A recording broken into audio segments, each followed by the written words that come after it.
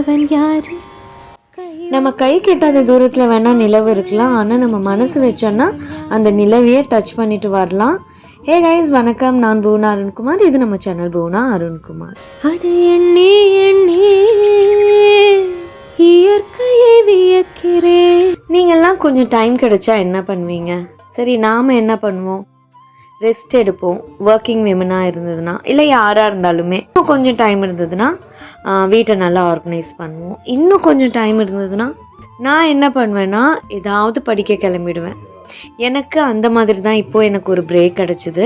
So அந்த பிரேக்கில் நான் எக்ஸ்ப்ளோர் பண்ணணும்னுட்டு ரொம்ப நாளாக என் பக்கெட் லிஸ்ட்டில் இருந்த ஒரு விஷயத்தை கற்றுக்க தான் நான் இங்கே வந்திருக்கேன். இது அடையாறில் இருக்கிற ஃபிகா கேஃபே. இங்கே நான் ரெசின் ஆர்ட் கற்றுக்க வந்தேன். நான் ஒரு ½ அன் ஹவர் ஏர்லியராக வந்துட்டேன். ஸோ அங்கே ஒர்க் ஷாப்க்கு வேண்டியதெல்லாம் அப்போ தான் அரேஞ்ச் பண்ணிகிட்டு இருந்தாங்க. அவங்கள டிஸ்டர்ப் பண்ண வேண்டாம்னு சொல்லிவிட்டு கொஞ்சம் வெயிட் பண்ணலான்னு சொல்லிட்டு அந்த லாபியில் நாங்கள் வெயிட் பண்ணிட்டு இருந்தோம். இந்த மாதிரி புதுசாக நம்ம ஏதாவது கற்றுக்கும் போது நமக்கு என்ன கிடைக்கும்? எக்ஸ்பீரியன்ஸ்.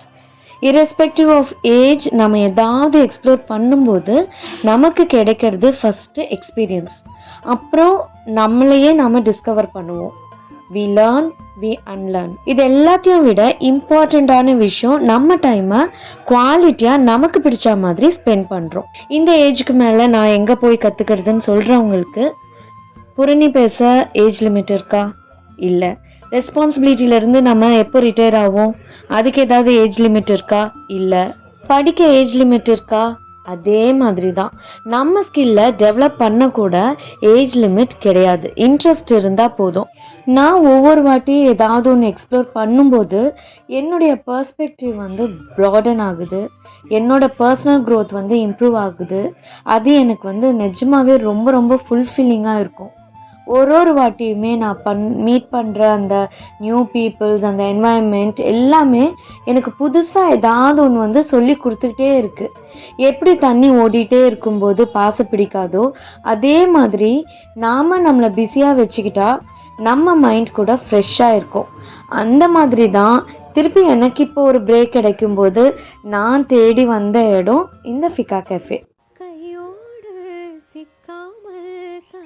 வைத்தவன் யாரு? அது எண்ணி எண்ணி. கரெக்டாக அந்த டைமுக்கு ஒர்க் ஷாப் ஸ்டார்ட் ஆகிடுச்சு.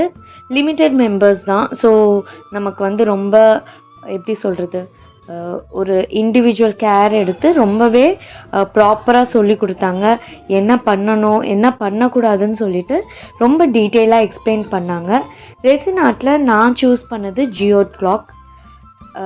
இந்த மாதிரி இருந்த ஃப்ரேமை தான் கலர்ஃபுல்லாக மாற்றுற ஒரு சேலஞ்சான ஒரு விஷயம். என்னால் முடிஞ்ச வரைக்கும் நான் ட்ரை பண்ணேன்.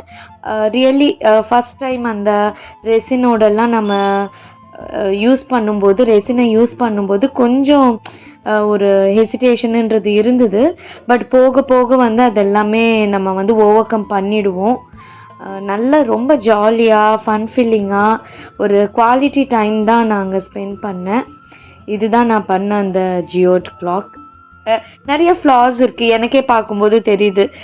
ஃபினிஷிங் இன்னும் நல்லா இருந்திருக்கலாம், இன்னும் நல்லா செஞ்சுருக்கலான்னு சொல்லிட்டு. பட் வெரி ஃபஸ்ட்டு டைம் அதை பற்றி எந்த ஒரு நாலேஜுமே இல்லாமல் நம்ம பண்ணும்போது இந்த அளவுக்கு பண்ணது எனக்கு நிஜமாலே சாட்டிஸ்ஃபையிங்காக இருந்தது. ரொம்ப பெருமையாக என்னுடைய ஹஸ்பண்ட் கிட்ட எடுத்துகிட்டு நான் காமிச்சேன். He was waiting for more then 3 hours. இந்த சோஷியல் மீடியா மூலியமாக நான் அவருக்கு ஒரு ரொம்ப பெரிய தேங்க்ஸ் சொல்லிக்கிறேன். அப்புறம் நாங்கள் போனது அனந்த பத்மநாப சுவாமி டெம்பிள். ஒரு 100 meters தான் ஃபிகா கேஃபேக்கும் இங்கேயும். அங்கே போயிட்டு நல்ல நிறைவாக சாமி கும்பிட்டுட்டு வீட்டுக்கு வந்தோம்.